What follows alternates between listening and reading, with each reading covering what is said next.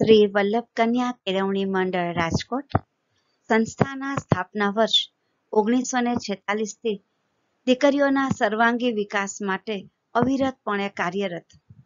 શ્રી વલ્લભ કન્યા કેળવણી મંડળ શ્રી કડવીબાઈ વિરાણી સ્કૂલ કેમ્પસ રાજકોટના 75મા વર્ષના મંગળ પ્રવેશના પર્વને વધાવીએ. આવો સલામત અને સ્વસ્થ રહીને અનોખી શૈલીમાં ઉજવીએ આ અમૃત પર્વ. શ્રી કડવીબાઈ વિરાણી કન્યા વિદ્યાલય રાજકોટની યુટ્યુબ ચેનલમાં તમારું સ્વાગત છે. વ્યવસાયલક્ષી ગૃહ વિજ્ઞાન પ્રવાહ હાઉસકીપિંગ ધોરણ 12 વિષય સોશિયલ સ્કિલ્સ એન્ડ રિપોર્ટેબલ મેટર્સ પ્રકરણ 8 સામાજિક કુશળતા વિકસાવવાની જરૂરિયાત તાસ 4. વિદ્યાર્થી મિત્રો, સામાજિક કુશળતા વિકસાવવાની જરૂરિયાત આ પ્રકરણમાં આજે આપણે ગ્રાહકને આવકારવા આ બાબતે થોડી વાત કરશું. સાંભળવામાં કેટલું સહજ લાગે છે કે ગ્રાહકને આવકારવામાં વળી શું વિચારવાનું હોય, એ તો કોમન વાત છે અને એ દરેક વેપારી કરતા જ હોય છે. પણ આજે આપણે જે ચર્ચા કરીશું એ થોડી મનોવૈજ્ઞાનિક દ્રષ્ટિએ પણ હશે. જેમ ચર્ચા આગળ વધશે એમ તમને થોડો ખ્યાલ આવશે કે જે સહજ લાગતી પ્રક્રિયા છે એ પણ કેટલી યોગ્ય છે અને કઈ રીતે થવી જોઈએ, કેટલી અગત્યની છે. આપણે કહેવત સાંભળી છે, first impression is the last impression. પણ આ ઇમ્પ્રેશન ક્યારે પાડવાની, કોની સામે પાડવાની? ઘણી બધી જગ્યાએ આ કહેવત લાગુ પડી શકે છે. એમાંની એક જગ્યા આપણા કસ્ટમર પણ છે. કોઈ પણ બિઝનેસને વિકસાવવા માટે ગ્રાહક એ પાયાની બાબત છે. જો કસ્ટમર જ આપણાથી ઇમ્પ્રેસ નહીં થાય, આપણી વસ્તુથી ઇમ્પ્રેસ નહીં થાય, આપણી સેવાથી ઇમ્પ્રેસ નહીં થાય, તો બિઝનેસ છે એ ચાલી નથી શકતો સફળતાપૂર્વક. કસ્ટમરને કેન્દ્રમાં રાખીને જ્યારે ઓવરઓલ કંપનીની, એના કર્મચારીની, બધાની દ્રષ્ટિએ એના મગજ ઉપર એક છાપ પડવી જોઈએ અને એ છાપ જ એને આપણો કાયમી કસ્ટમર બનાવી શકે છે. આ છાપ એ ખાલી પ્રથમ દ્રષ્ટિએ આઉટલુક નથી. તમારે ખાલી ફ્રન્ટ એલિવેશન કોઈ સંસ્થાનું નથી સારું રાખી દેવાનું, કે કર્મચારીનું ખાલી ડ્રેસિંગ જ સારું નથી રાખી દેવાનું, પણ એની વર્તણૂક, એની વાતચીત, આ દરેક બાબત એવા હોવા જોઈએ કે કસ્ટમરને મનથી સારી છાપ પડે. બિઝનેસ પણ આપણે સમાજમાં જ રહીને કરવાના છીએ, કસ્ટમર પણ સમાજમાં જ રહે છે. તો આ સામાજિક કુશળતા જે છે એ દરેકે દરેક જગ્યાએ મદદરૂપ થશે. હા, અલગ અલગ જગ્યાની અલગ અલગ સમયે કુશળતા અલગ હોઈ શકે, પણ એ જરૂરી છે. એક રીતે જોઈએ તો એક પળ માનવી જ્યારે બીજા સાથે બિહેવિયર કરે છે, વર્તન કરે છે, ત્યારે એમાં એની કુશળતા હોવી જ જોઈએ. સમય, સંજોગ, પરિસ્થિતિ પ્રમાણે વ્યક્તિ કેમ વર્તે છે બીજાની સાથે, એ ઘણું અગત્યની બાબત છે. આજે કસ્ટમરને ખાલી આવકારવાની બાબતમાં શું ધ્યાન રાખવું જોઈએ એના વિશે આપણે વાત કરશું. ગ્રાહકની બાબતમાં ફર્મ કે દુકાનમાં જ્યારે એ પ્રવેશે, તમને જુએ, તમારો વ્યવહાર જુએ, તેના ઉપરથી તમારી છાપ મગજમાં એક ઊભી કરી લે છે. એટલે લગભગ એક કાયમ છાપ રહેતી હોય છે, કારણ કે એ પણ મનોવિજ્ઞાન છે. વ્યક્તિ પ્રથમ જે અનુભૂતિ થઈ હોય છે ને ભૂલતી નથી. તો જોઈએ ચાલો કે કઈ કઈ બાબત આપણે ધ્યાન રાખીએ તો કસ્ટમરને સારી છાપ ઊભી થાય છે અને આપણા એ કાયમી બની રહે છે. ગ્રાહકને આવકારવાની બાબતમાં પહેલી બાબત છે યોગ્ય સંબોધન કરવું. સંબોધન આપણો પહેલો શબ્દ હોય છે અને એ ખૂબ અસરકારક હોવો જોઈએ. એનો ભાવ, એનો ટોન, આ બધી વસ્તુ સામેવાળી વ્યક્તિના મન ઉપર અસર કરે છે. જેમ કે આવો સર, આવો મેડમ. ક્યારેક ક્યારેક તમે એવું પણ સાંભળ્યું હશે કે આવો કાકા, આવો દાદા, આવો બેન. આના પરિણામે પણ એકદમ પારિવારિક આત્મીય લાગણી કસ્ટમર અનુભવી શકે છે. આવા કોઈ સંબંધથી એને આવકારીએ તો એક પારિવારિક ભાવના લાગે છે અને કસ્ટમર પણ કોઈ કંપનીનો એક પરિવારનો સભ્ય બની રહે. કંપની પણ એક પરિવાર છે અને એમાં એના કર્મચારીની સાથે એના કસ્ટમરને પણ એક પરિવારની અંદર જ સાંકળી લેવામાં આવતા હોય છે. તો આ બધી જે વાત છે, નાની નાની બાબત છે પણ ખૂબ અગત્યની છે. એનાથી સામેવાળી વ્યક્તિને એક સ્વીકાર જે મળે છે એની અસર આખી અલગ થાય છે. બીજું, તમને કઈ બાબતમાં મદદ કરું એમ જણાવી સહકાર દાખવો. કસ્ટમર જ્યારે આવે છે, ગ્રાહક આવે છે, ત્યારે એના મગજમાં ક્યારેક એવું બનતું હોય છે કે નિશ્ચિત પસંદગી લઈને આવતા હોય છે. એને ખ્યાલ હોય છે કે મારે આ વસ્તુ જોઈએ છે, આ કંપનીની જોઈએ છે, આ સાઇઝની, આ કલરની જોઈએ છે. અમુક વખતે એવું બનતું હોય છે કે ગ્રાહકને કંઈક લેવું હોય છે પણ એ મગજથી બહુ સ્પષ્ટ હોતા નથી. તો જો આપણને એવું લાગે કે થોડા મૂંઝવણમાં છે તો ચોક્કસ એને કહી શકાય કે હું તમને કોઈ બાબતમાં મદદ કરું. તો શું થાય કે એને ખ્યાલ આવે કે એને જે વસ્તુ જોઈએ છે કઈ કઈ કંપનીની આવે છે, દરેકમાં શું ફેરફાર છે, દરેકનું શું ખાસિયત છે, કિંમત શું છે, એમાં કોઈ સ્કીમ હોય તો એ બાબતે જાણ કરી શકાય. પછી કસ્ટમર એમ કે હું મારી રીતે જોઈ લઈશ, તો આપણે સ્વૈચ્છિક રીતે એને કહેવાનું છે કે ભલે ભલે ચોક્કસ જેમ આપને અનુકૂળ લાગે એમ. પણ જો આપણને એવું લાગે કે એ મૂંઝવણમાં છે તો સામેથી એને કહી શકાય ચોક્કસ કે હું તમને કોઈ બાબતમાં મદદ કરું.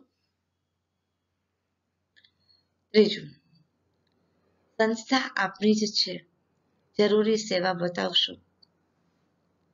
હવે જ્યારે કસ્ટમર આપણા ઉપર વિશ્વાસ રાખીને આપણી દુકાને આપણી સંસ્થામાં આવે છે ત્યારે આપણે પણ એને કહેવાનું છે આ સંસ્થા આપણી જ છે. કાંઈ પણ જરૂરી સેવા એને એવું લાગે તો એ આપણને કહી શકે. ક્યારેક કોઈ વસ્તુ બહાર કાઢીને શોકેસમાંથી બતાવવાની વાત હોય, ક્યારેક કોઈ વસ્તુ આખી ખોલીને બતાવવાની વાત હોય, કે અન્ય કોઈ પણ એનો પ્રશ્ન હોઈ શકે છે કે જેની એને જરૂરિયાત હોય. દરેક કસ્ટમરની અલગ અલગ હોઈ શકે. આપણે જો મુક્ત મને એને આ રીતે કીધેલું હોય તો એ મનથી સ્વસ્થતા અનુભવે છે અને સારું લાગે છે. સ્વીકારની ખૂબ અસર થાય છે, આ શબ્દની ખૂબ અસર થાય છે. માટે ચોક્કસ જરૂરિયાત લાગે ત્યારે એવું નથી કે હર વખત બધી જ વાત કરવાની જ હોય, પણ સમય સંજોગોને સમજીને આપણે આ રીતે કહી શકાય. ચોથી બાબત છે, સૌપ્રથમ બેસાડીને ચા કોફી આપી શકાય, પછી ધીરે ધીરે વાતને આગળ વધારી શકાય. મોસમ પ્રમાણે ક્યારેક કોલ્ડ ડ્રિંક્સ પણ આપણે ઓફર કરી શકીએ.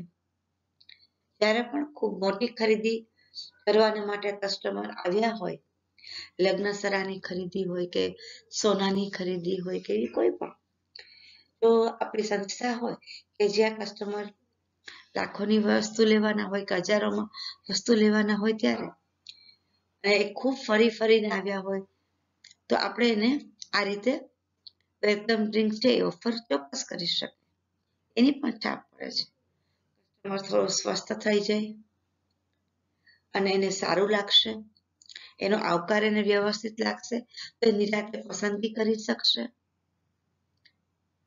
તો આ બધી જે બાબત છે એ ગ્રાહકના મન ઉપર ખરેખર જ બહુ પોઝિટિવ ઇફેક્ટ પાડતી હોય છે. માટે એનું ચોક્કસ ધ્યાન રાખવાનું છે. પાંચમી બાબત, ધીરજથી દરેક પ્રશ્નોના સંતોષકારક જવાબ આપો. દરેક ઈચ્છાને માન આપીને પૂરતો માલ બતાવો. કસ્ટમર છે તો એના માટે ઘણી બધી વસ્તુઓ નવી છે, તો એના માટે પ્રશ્ન પણ અનેક હોઈ શકે. ક્યારેક મટીરિયલની બાબતના, ક્યારેક સમારકામની બાબતમાં, દરેક બાબતમાં હોઈ શકે. તો એ દરેકે દરેક પ્રશ્નના એને સંતોષ મળે એવી રીતે જવાબ આપવા જ જોઈએ, આપણી ફરજમાં આવે છે. અને આપણી સંસ્થામાં, આપણી દુકાનમાં જ્યારે પુષ્કળ માલ છે જ, તો કસ્ટમરને જેટલો જોવો હોય એટલો માલ આપણે બતાવવો જોઈએ. એ પણ એને માન આપ્યું કહેવાય. એમ ના કહેવાય કે આટલું તો બતાવ્યું, પેલા આમાંથી સિલેક્શન કરી લ્યો, આનાથી વધારે તમારે કેવું જોઈએ છે. આ શબ્દ ન જ કહેવા જોઈએ.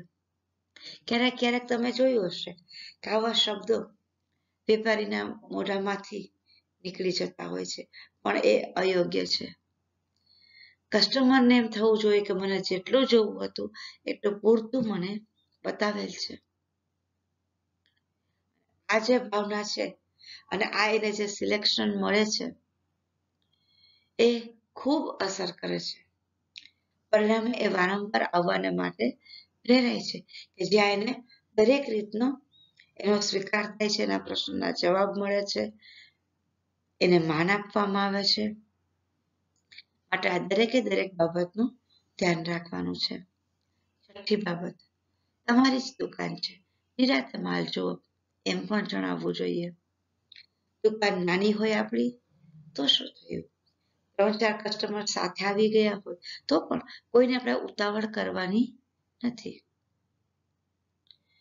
અને બીજા કસ્ટમર પણ આવતા હોય તો કહી શકાય કે આપને આસપાસમાં કંઈ કામ હોય તો પતાવીને ચોક્કસ આવી શકો છો. અથવા તો દરેક કસ્ટમરને થોડા વધારે અંદર દુકાનની અંદર લઈ નવા કસ્ટમરને પણ ક્યાંક એવી જગ્યા રાખવી કે 2-4 કસ્ટમર બેસી શકે, વેઇટ કરી શકે.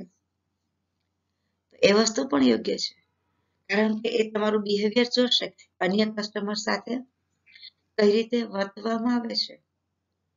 કોઈને ઉતાવળ નથી કરાવવાની અને કહેવાનું છે કે નિરાતે જોઈ લો, તમને સેટિસ્ફેક્શન થાય એ અગત્યનું છે. અમારે માલ વેચવાનો જ છે, પણ તમારો સંતોષ એ પાયાની બાબત છે. આ જે વલણ છે એ યોગ્ય છે અને એ થવું જ જોઈએ. સાતમી બાબત, ગમે તો જ માલ લેજો, અમારો કોઈ આગ્રહ નથી. આ વાત ખૂબ અગત્યની છે. ઘણી વખત વેપારી આપણને પરાણે માલ આપવાની કોશિશ કરતા હોઈએ છીએ. આ વલણ યોગ્ય નથી, પણ એને ગ્રાહક ઉપર છોડવાનું છે.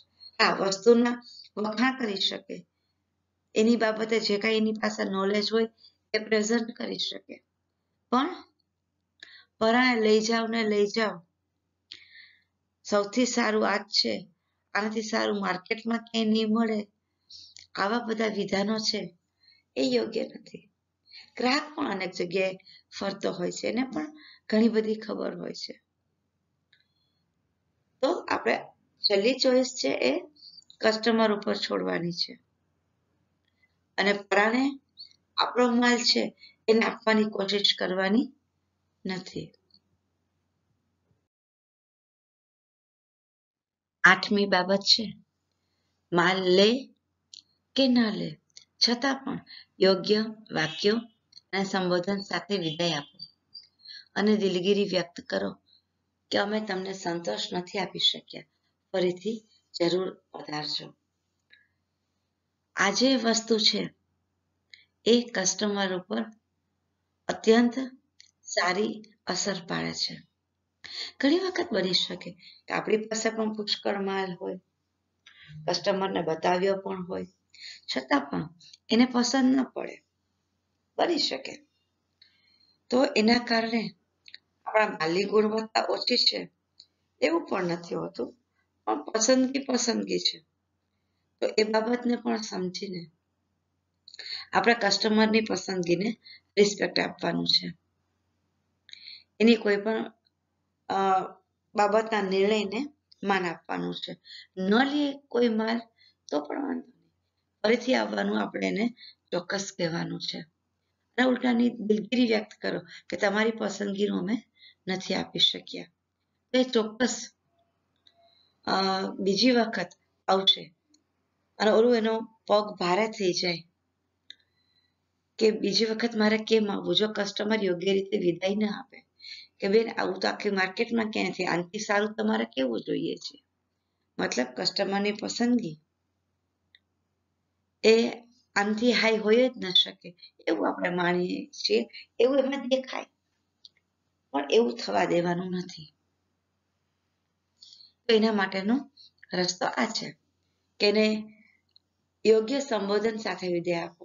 ભલે ભલે દાદા પાછા બીજી વખત આવજો, ભલે બેન કે મેડમ પાછા આવજો.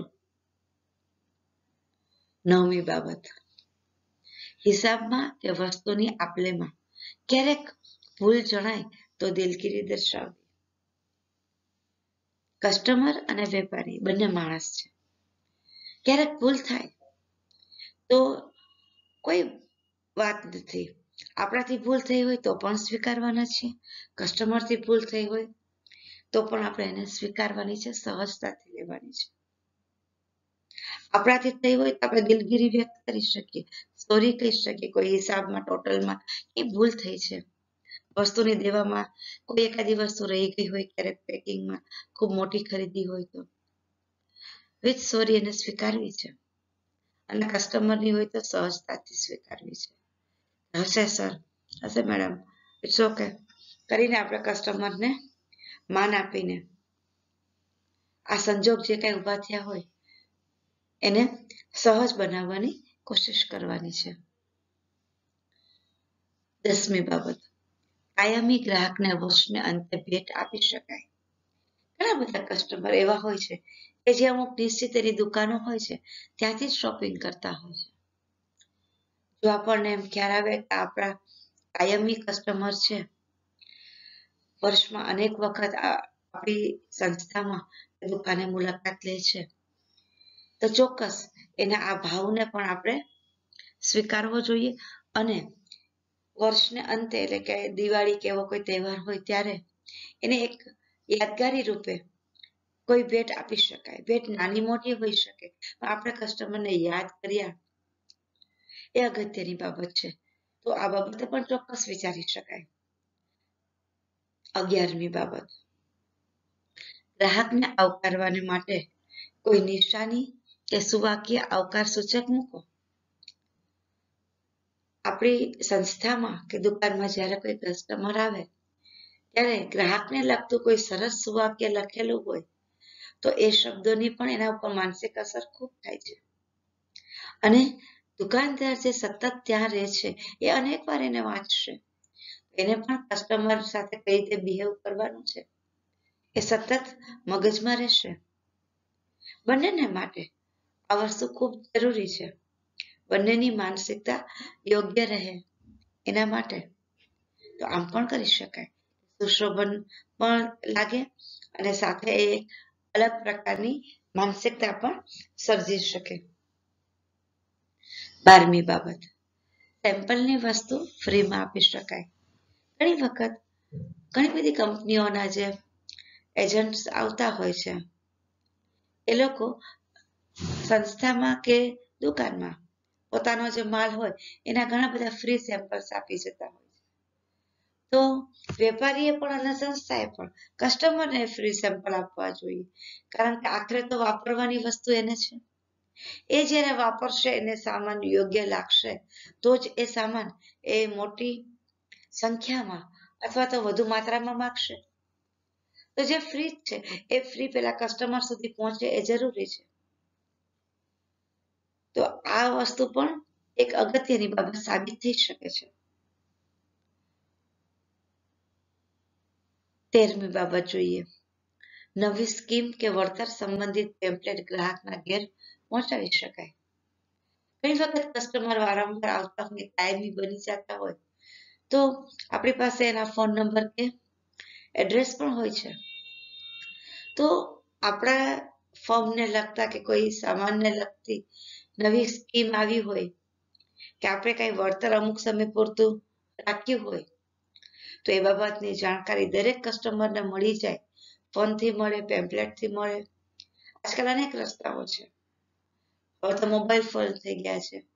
કસ્ટમરનું કોઈ ગ્રુપ બનાવેલું હોય તો એનાથી આ બધી જ વસ્તુ એના સુધી પહોંચવી જોઈએ, જાણકારી પહોંચવી જોઈએ, અને તો જ એ વધારે ખરીદી કરવાને માટે પ્રેરાશે, અને એ જરૂરી છે.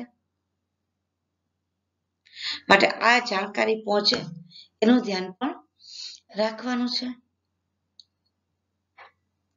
14મી બાબત, વધુ રકમની ખરીદી પર વળતર આપી શકાય.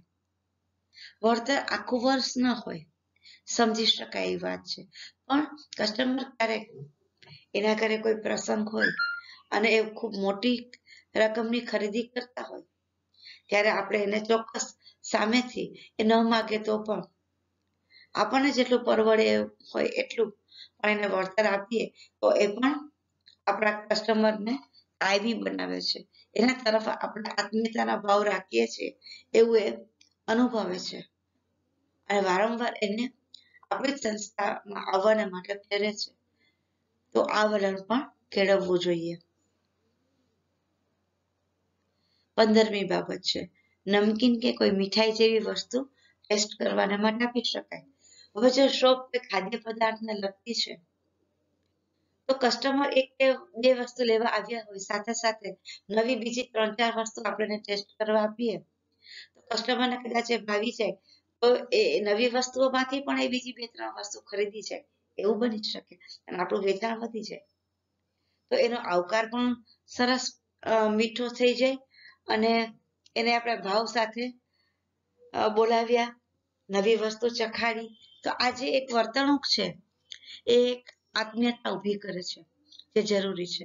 આમ જેવી દુકાન, જેવા સંજોગો, જેવો કસ્ટમર, આ દરેકે દરેક વસ્તુને ધ્યાનમાં રાખીને કસ્ટમરને આપણે આવકારવા જોઈએ, કારણ કે કસ્ટમર છે તો જ વ્યવસાય છે. આ બાબતને ધ્યાનમાં રાખીને ખૂબ જ કુશળતાપૂર્વક આપણા કસ્ટમરને હેન્ડલ કરવાના છે.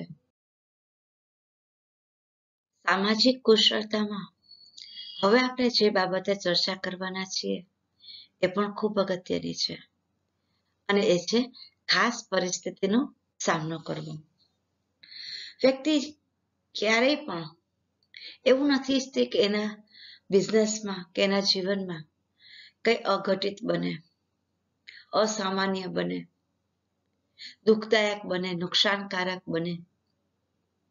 અને જ્યારે પણ વ્યવસાય ચાલુ કરતી હોય છે ત્યારે ખૂબ આયોજનપૂર્વક કરતી હોય છે. અનેકની સલાહ સાથે, અનુપના અનુભવોનો લાભ લઈને, તકેદારી સાથે એને નિભાવતી પણ હોય છે. છતાં પણ બની શકે કે કોઈ પણ સંસ્થામાં ક્યારેક ને ક્યારેક કંઈક ખાસ પરિસ્થિતિ ઊભી થતી જ હોય છે કે જેની વેપારીએ કલ્પના નથી કરી હોતી.